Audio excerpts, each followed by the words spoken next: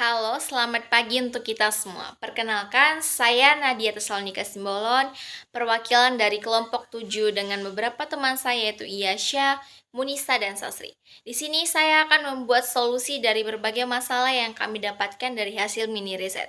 Sebelumnya, izinkan saya memperkenalkan teori yang kami ambil, yaitu perkembangan sosial dan moral pada anak. Nah, sebelum itu, perkembangan sosial anak sangat tergantung pada individu anak, peran orang tua, dewasa, lingkungan, masyarakat, dan termasuk taman kanak-kanak. Adapun yang dimaksud dengan perkembangan sosial anak adalah bagaimana anak usia dini dapat berinteraksi dengan teman sebaya, orang dewasa, dan masyarakat luas agar dapat menyesuaikan diri dengan baik sesuai yang diharapkan oleh bangsa dan negara.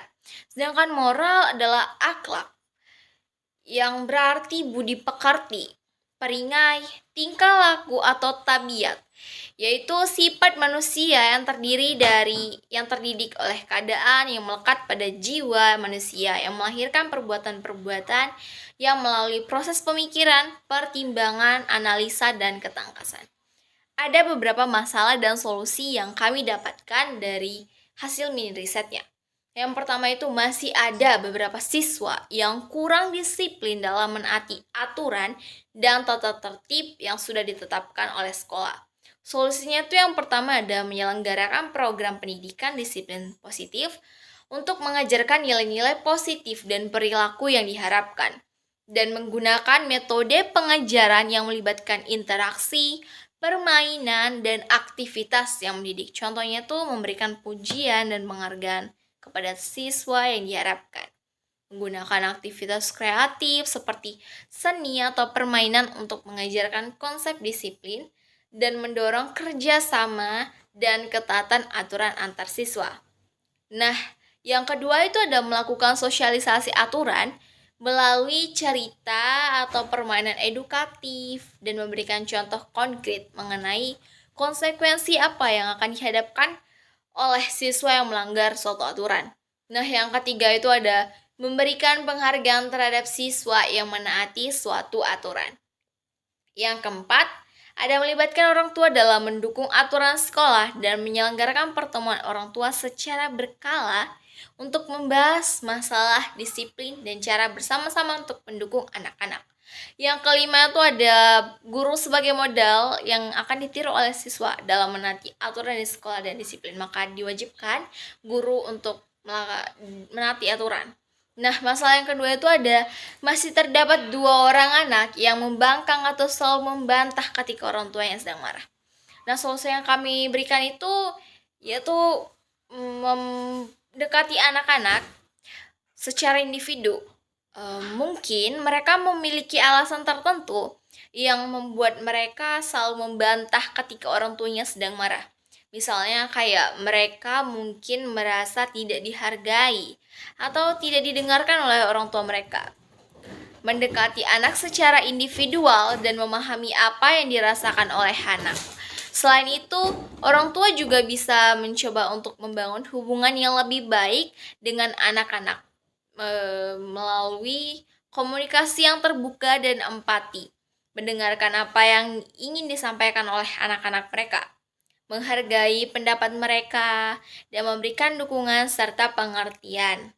Bisa membantu memperbaiki hubungan antara orang tua dan anak-anak.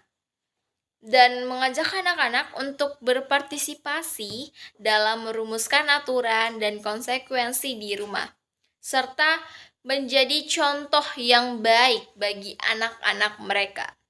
Nah, masalah yang ketiga kami dapatkan itu yaitu ada beberapa siswa yang masih sering kadang-kadang dan selalu bertengkar dengan teman sekelasnya. Ini sudah biasa dan umum. Solusinya tuh kayak memberikan pelatihan bagi guru sebagai mediator untuk membantu siswa menyelesaikan perselisihan secara damai.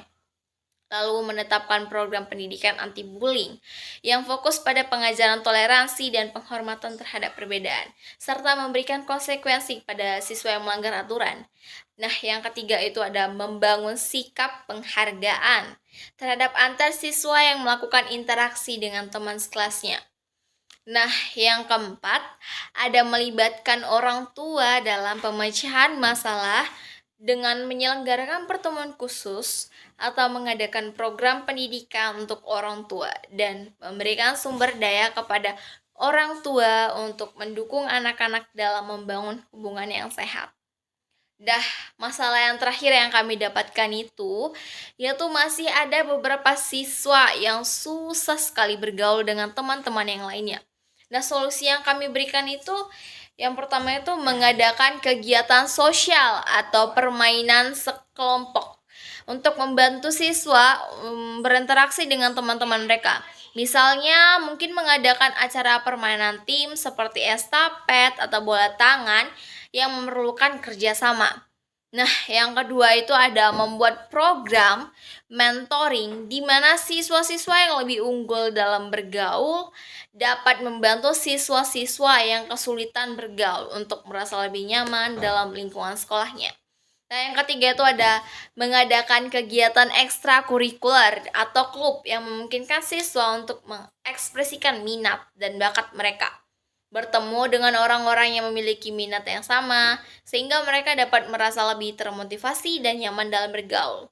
Nah, solusi yang keempat itu menciptakan lingkungan yang inklusif di sekolah dengan mempromosikan nilai-nilai seperti empati, kerjasama, dan penghargaan terhadap perbedaan, sehingga siswa merasa lebih diterima oleh teman-teman mereka. Nah, sekian dari kelompok kami. Itu beberapa masalah yang kami dapat berikan, serta solusi yang kami dapatkan. Sekian dan terima kasih, selamat pagi untuk kita semua.